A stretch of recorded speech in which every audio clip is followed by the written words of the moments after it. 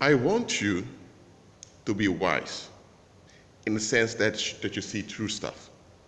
I want you to get used at looking at the bigger picture. Why? Because you need this ability to see through deception. Okay, let me give an example. I used to attend a church where many former drug addicts were in the ministry. They even became pastors. And the story was those people used to be addicted to drugs or they were addicted to violence. They were often on the streets causing trouble. One day, the Lord Jesus touched them and their lives were changed. And now they serve the Lord, they become pastors. Very quickly, they got married, had kids, had well-paid jobs. And it all sounded so good. But when I began to think about it, I thought about it a while back. But the past days, I began to reflect back on it and began to think, hold on a minute. This is weird.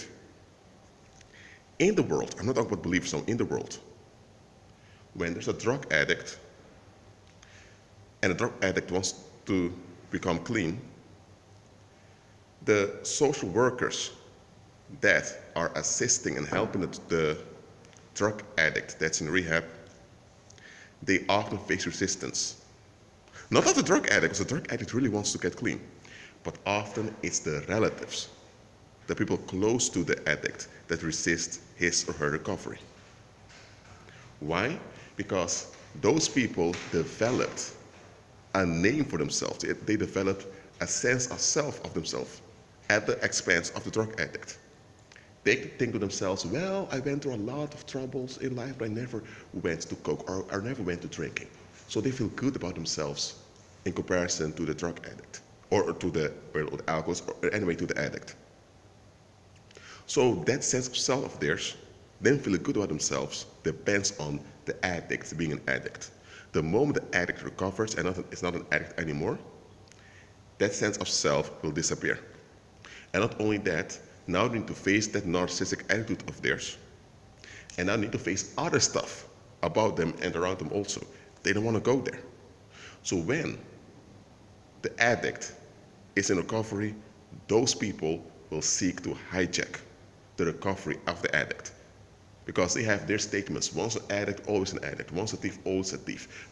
And they want to be validated for those statements. They don't want to examine them. So if an addict or a thief recovers and is well, then their statements that they're holding on to is disproven.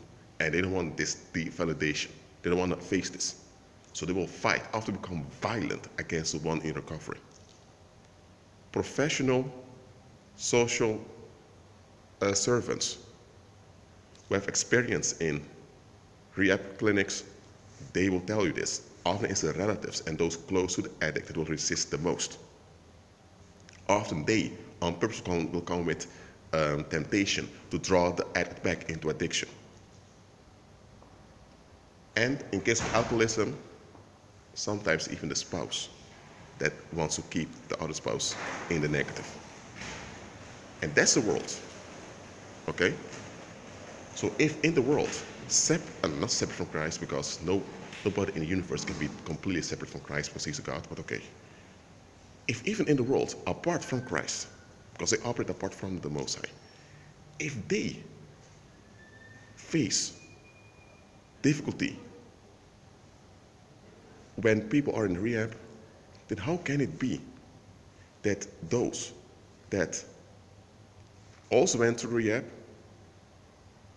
but they went into rehab at church, how come they don't face any resistance? How come that they can get jobs very quickly after their recovery? There are people who have diplomas.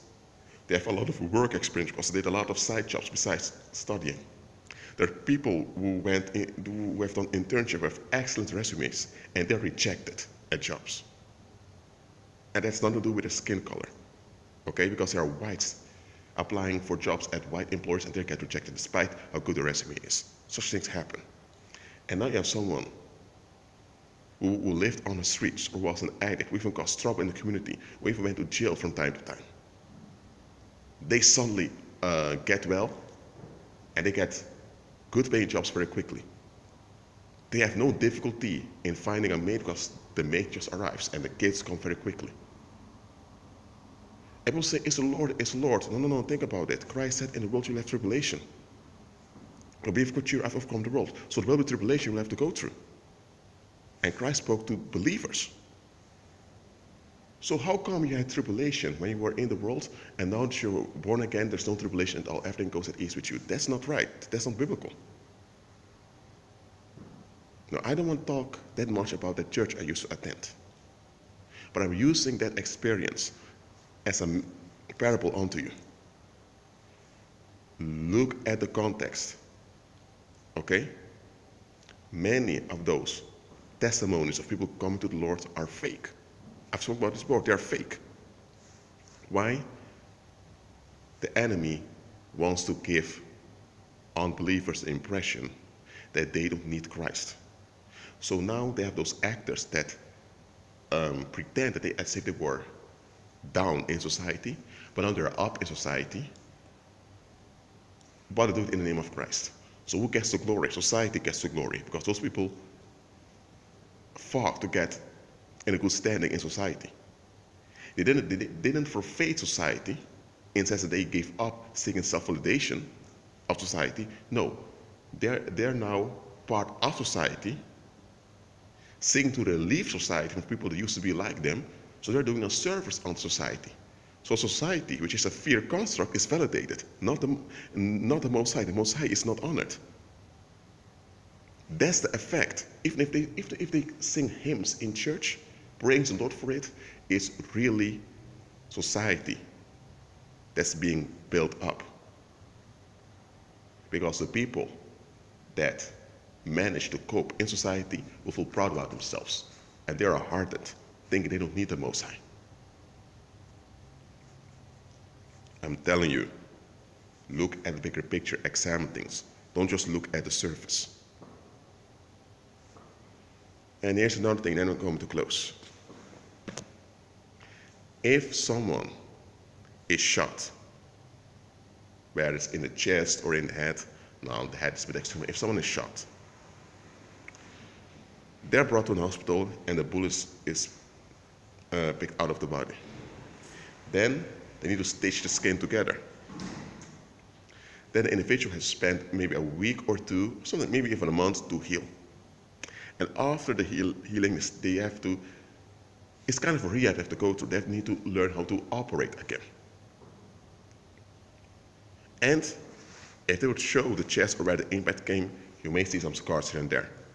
Maybe not scars of the impact, scars of the operation. It cannot be that someone was shot and the next day they're given an interview, they're smiling. That's not possible. And if someone has been shot, there must be at least some scar somewhere. But if there are no scars, and if there's not even a tiny time period of recovery, then you know it's a hoax. But people often only look at the surface. They only hear the story. They don't put the story in context. I'm telling you, put things in context. That's it for now. Agree with Christ and be at peace.